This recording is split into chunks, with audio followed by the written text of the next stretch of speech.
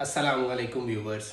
आज हम एक नई वीडियो के साथ हाज़िर हुए हैं। आज वाली वीडियो का हमारा मकसद है इटली में आपको एक कंप्लीट गाइड फ्राहम करना कि आप इटली में किस तरह एडमिशन ले सकते हो, किस तरह आपने वीज़ा प्रोसेस करना है और किस तरह बाकी सारे प्रोसेस को आपने लेके चलना है, और इसमें आप स्कॉलरशिप किस तरह ले सकते हो।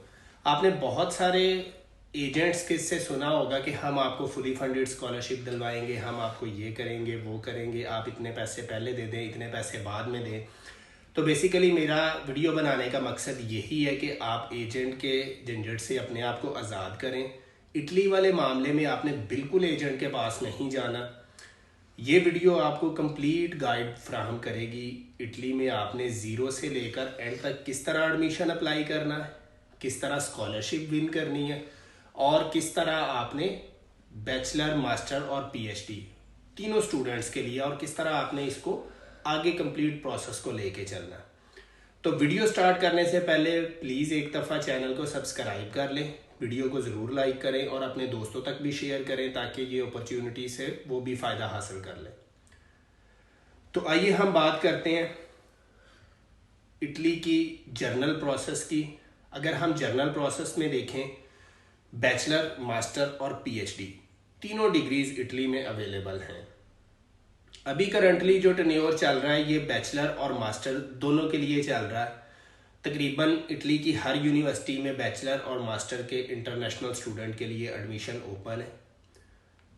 ये एडमिशन हर यूनिवर्सिटी तकरीबन 2 से 3 फेजेस में ओपन करती है। पहला फेज़ उनका तकरीबन एंड ऑफ फरवरी और मिडल ऑफ फरवरी में क्लोज होगा। दूसरा फेज़ आगे फिर फरवरी से अप्रैल तक चलेगा। तीसरा फेज़ अप्रैल से जून तक और अप्रैल से मई तक चलेगा।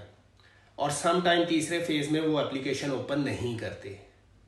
इनकी हम जर्नल रिक्वायरमेंट की बात करें तो जर्नल रिक्वायरमेंट में अगर आपने बैचलर के लिए अप्लाई करना है तो बैचलर के लिए आपको 12 ईयर एजुकेशन रिक्वायर्ड है।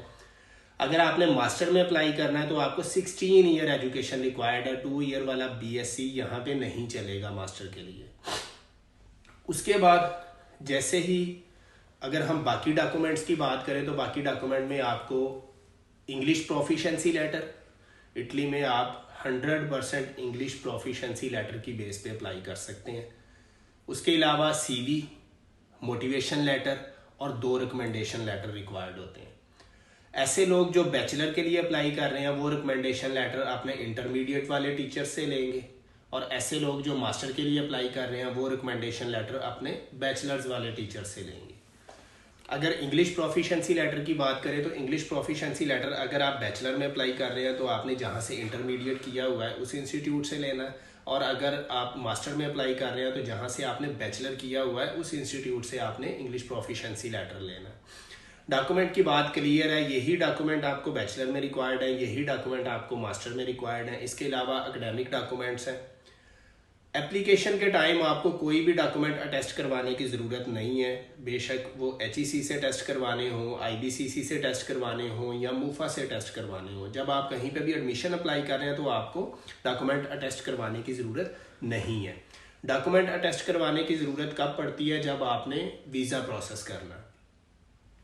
अब आगे हम बात करते हैं पीएचडी की। तो अगर पीएचडी को देखें तो इटली में एक बहुत अच्छा इनका तरीकाकार है। ये एक ही दफ़ा साइकिल ओपन करते हैं। अभी 42 साइकिल गुजरा है।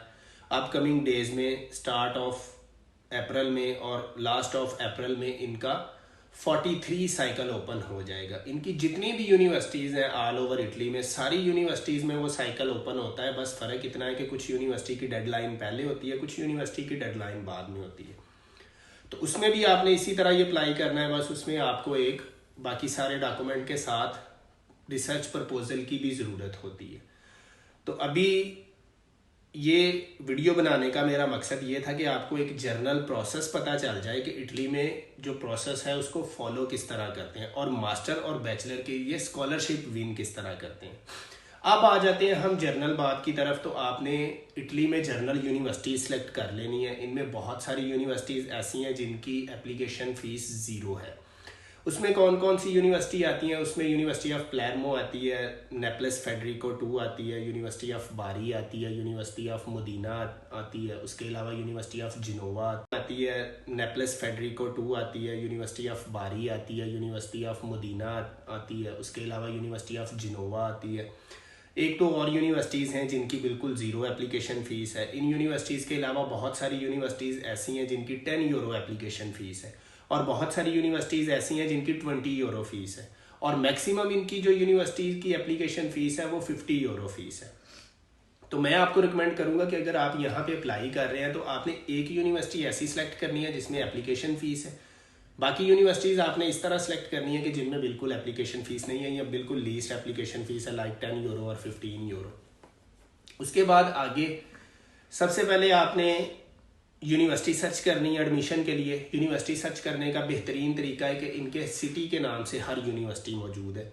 आपने यूनिवर्सिटी का नाम सिटी के मुताबिक लिखना है, university of Genoa, university of Bari, university of Rome, university of Milan, इस तरह आपने सारी यूनिवर्सिटीज़ का लिखना है। उसमें आपको आइडिया हो जाएगा कि किस किस यूनिवर्सिटी में अभी करंटली एडमिशन ओपन है। बहुत सारी यूनिवर्सिटीज़ हैं, मैं डिस्क्रिप्शन में यूनिवर्सिटीज़ के नाम और लिंक भी दे दूंगा जिनमें अभी करंटली एडमिशन ओपन हैं। उसके अलावा नेक्स्ट आपने प्रोसेस क्या करना है कि एप्लीकेशन पुट कर देनी है। एप्लीकेशन पुट करने के बाद आपने फौरी ऐसा नहीं करना कि एक इनका सेकंड पोर्टल है, यूनिवर्स इटली के नाम से पोर्टल है। यूनिवर्स इटली पोर्टल का क्या फ़ायदा है कि जब आप यहाँ पे सिलेक्ट होते हैं तो आप यूनिवर्स इटली के पोर्टल पे एप्लीकेशन फिल करते हैं। जब वहाँ पे आप वहाँ पे बिल्कुल फ्री एप्लीकेशन है। जब आप वहाँ पे एप्लीकेशन फिल कर देते हैं तो ये एप्लीकेशन यूनिवर्सिटी के पास जाती है, यूनिवर्सिटी उसको ओके करती है तो मुतलका एम्बेसी में चली जाती है जहाँ पे आपने वीज़ा फाइल करना।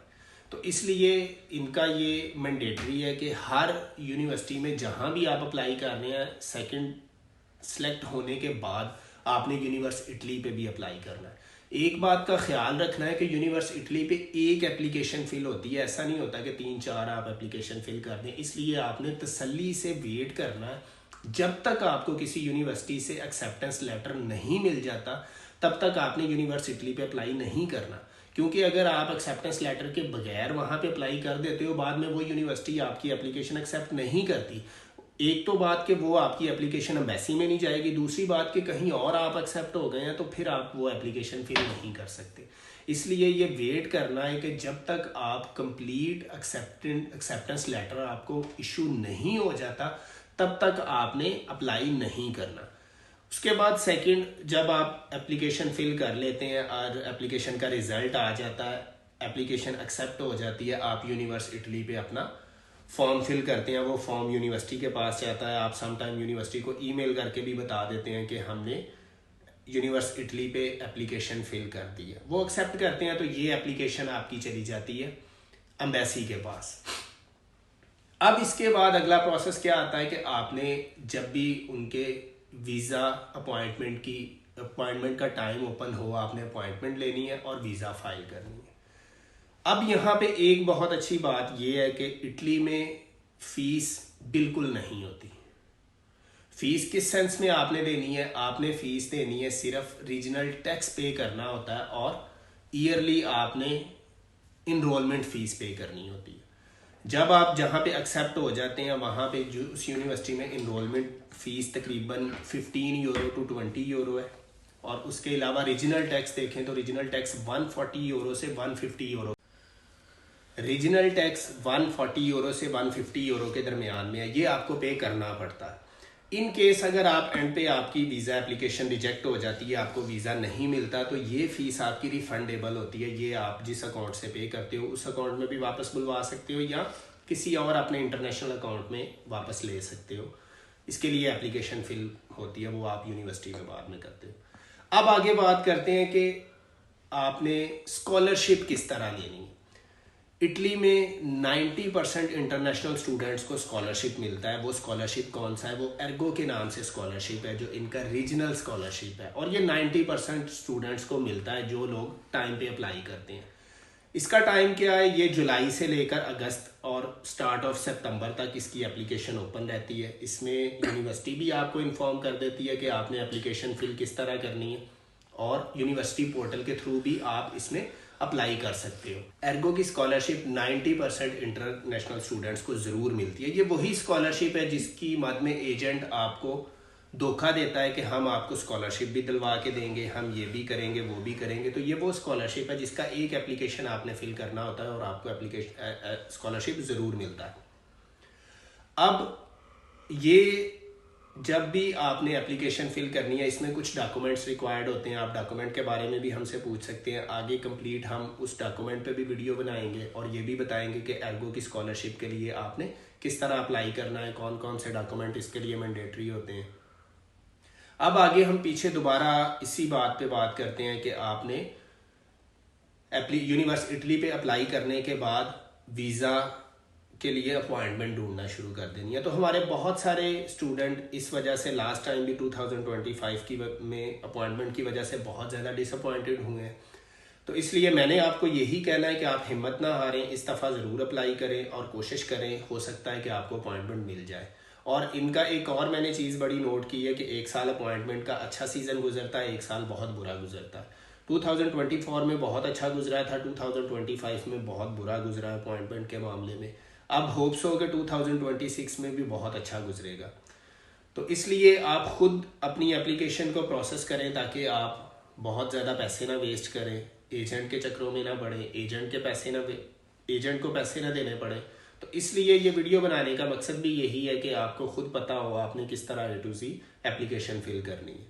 इसके बाद भी अगर आपको किसी बात की समझ नहीं आती, आप कमेंट बॉक्स में भी पूछ सकते हैं। हमारा व्हाट्सएप ग्रुप का चैनल लिंक भी मौजूद है, उसमें भी आप ऐड होके जो भी आपके क्वेश्चन हो आप पूछ सकते हैं।